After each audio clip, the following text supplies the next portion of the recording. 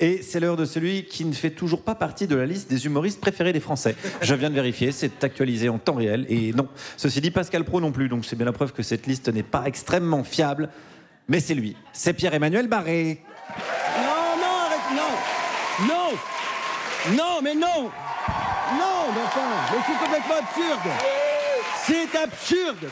Mais pourquoi vous applaudissez? J'ai rien dit encore. Si ça se trouve, là, j'ai 3 pages sur les bienfaits de la colonisation et l'importance d'une fellation quotidienne pour soulager l'endométriose. Vous n'en savez rien. Il faut perdre cette vilaine habitude d'accorder une confiance aveugle aux gens avant d'être sûr qu'ils vont pas faire de la merde. Après, on se retrouve avec Macron à l'Élysée et Guillaume Meurice à la tête d'une émission. Ça, c'est très français, ça faire du bruit avant de savoir ce qui se passe, là. Dans la rue, dès qu'il y a un embouteillage, les mecs, ils sont là... Si ça bloque, putain. Le SUV devant, il est déjà sur le cycliste et la poussette, il peut pas avancer plus. Aux chiottes dans les bars, mais pareil, les gens, ils sont là... Tac, tac, tac, tac, tac, tac. Mais si ça bloque, putain.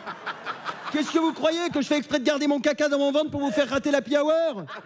J'ai mal, moi, je suis en sueur derrière la porte. Vous mettez la pression. Quand même pas y aller à la main pour que ça aille plus vite, je suis pas sage-femme. Pardon. Excusez-moi de ramener mes problèmes personnels au travail. Mais ça aussi, il fallait que ça sorte. Et maintenant, on va parler de Paul Watson. En voilà un qui est bien coincé aussi, lui, Paul Watson. Alors, toujours détenu au Groenland, on ne sait pas bien pourquoi il le garde. Si ça se trouve, avec sa barbe et son gros bide, ils ont cru que c'était le Père Noël. Paul Watson, pour éviter d'être extradé vers le Japon, qui veut le juger parce qu'il a lancé une boule puante sur un marin qui tuait des baleines, il a demandé l'asile politique et la nationalité française à Emmanuel Macron. Alors, Paul, réfléchis bien. Hein, la France, c'est quand même un pays où on laisse pas les gens chier tranquilles dans les bars. Et crois pas que si on tue pas de baleines, c'est parce qu'on est plus évolué que le Japon, c'est juste parce qu'on n'a pas de baleines. Hein, des animaux, on en bute plein. Chaque année en France, on abat 1 milliard de volailles, 40 millions de lapins, 26 millions de porcins, 7 millions de vins, 6 millions de bovins, 2 millions de veaux, 1 million de chèvres et 20 000 chevaux. J'ai l'impression qu'entre 30 millions d'amis et 60 millions de consommateurs, c'est les consommateurs qui ont gagné. Et c'est pas tout.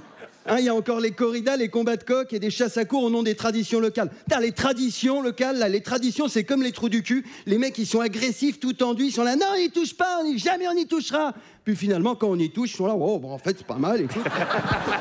Retouche un coup pour voir.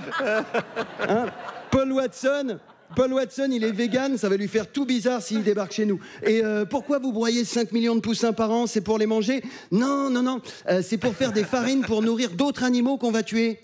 Mais c'est juste que vous êtes con, en fait. Mais Paul, oui, on te l'a dit au début, Macron à l'Élysée, Meurice à la radio, il y avait des indices, bordel.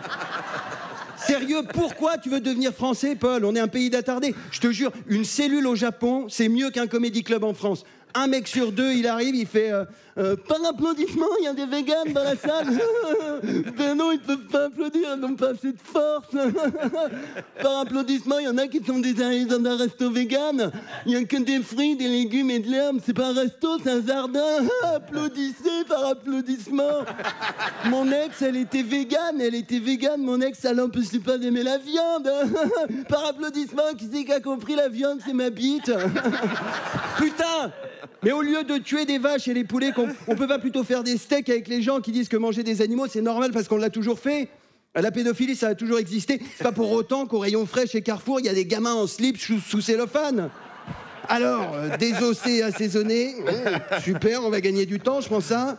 Là, on est en 2024, et sur Amélie, le site de l'assurance maladie, il continue à dire que pour être en bonne santé, il faut manger des produits laitiers et de la viande. Alors, je la connais pas personnellement, Amélie, mais à mon avis, elle a fait un AVC, elle est sous curatelle, et c'est Danone, Charal et Erta qui gèrent ses réseaux sociaux à sa place. Il y a encore plein de médecins... Il y a encore plein de médecins qui expliquent que si tu consommes pas de viande et pas de lait, tu vas être tout maigre, tout rachitique et avoir des déficiences intellectuelles. Alors attention, hein, ça veut pas dire que Bruno Retailleau est vegan. En revanche, le test que Bruno rêve de faire passer à tous les étrangers qui veulent être naturalisés, il marchera aussi pour Paul Watson. Bonjour, vous voulez devenir français? Oui. Vous mangez du porc? Non. Merci, le test est fini, vous êtes recalé. Sois pas déçu, Paul, c'est plutôt une bonne nouvelle pour toi. Merci de m'avoir écouté.